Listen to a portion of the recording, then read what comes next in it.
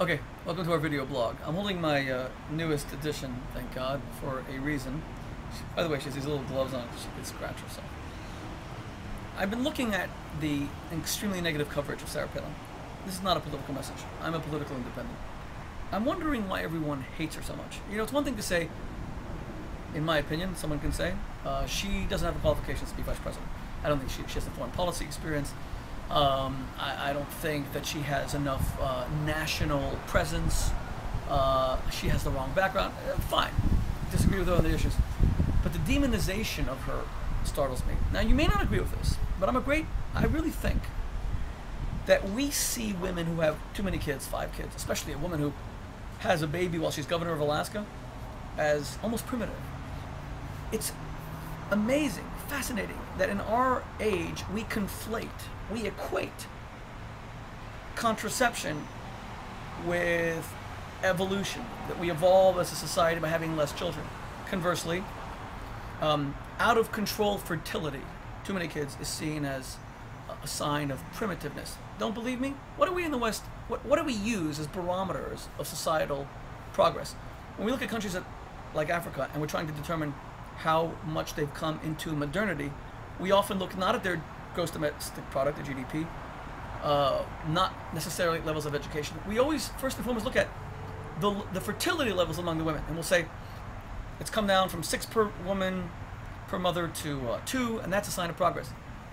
Loving children less is a sign of progress? Let me understand this. Is it because we think we're overpopulating the earth and there isn't enough food? Come on, the famines and shortages in Africa they're not caused by a lack of food. They're caused by political instability and problems of distribution because of political unrest. Somalia is a case in point.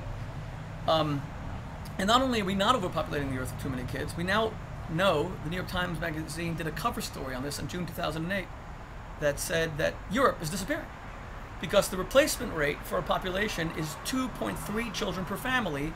And most of the developed Western world, we're so enlightened and sophisticated, most of the developed Western world is having 1.9 per family. So in countries, this is the New York Times, in countries like Japan, which has the oldest population in the world right now, in the Western world, Japan, Austria, Germany, France, England, they're disappearing. The New York Times said that they have reached lowest low fertility. Those women are delaying having babies, delaying marriage. It's gotten so serious that in countries like Australia, where my wife is from, they give you a huge amount of money to have a baby. In Russia, Vladimir Putin, of all people, declared a national love day, sending couples home from work in order to make a baby.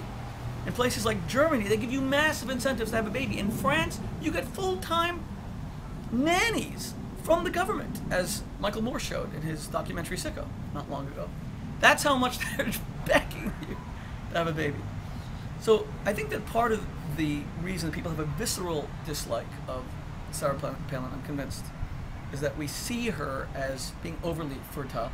She hid her pregnancy for the first 7 months when she was expecting trig, because she was governor and people were going to say, how do you balance both? Then she had to prove she could go straight back to work 3 days later. Most fascinatingly, 60 years after feminism, we have so many women who are now saying that Sarah Palin cannot balance being, campaigning around the country and taking care of her kids. It's not fair. But wait a second. Talk about sexism. And again, this isn't an endorsement of Palin. Don't vote for her. What do I care? But I'm talking more about our belief that a woman can develop herself professionally and be a mother. Did we say this stuff about Barack Obama? He has 2 young children. He started campaigning 2 years ago. He's not been home a great deal. He has 2 young kids. I'm not criticizing him. He loves his kids. He's a very good father. But he has been absent as he pursues his presidency or pursues the nomination. Have we criticized him and said, what about the kids? No, it's only the mothers. Now this sends all the wrong messages. It sends the message that dads are not as necessary as mothers, which is ridiculous. It says that dads shouldn't have to help in child rearing as much as the mothers, which is equally, even more ridiculous. And finally, it says that, 2 kids you could sort of get by 5. How do you manage? This is our 9th baby, thank God. We're grateful to God for her. We truly are. Every child I've had has brought me greater blessing. And when people say, how do you cope? First of all, you hope a family is not dysfunctional and that the kids are raised to look after the younger children.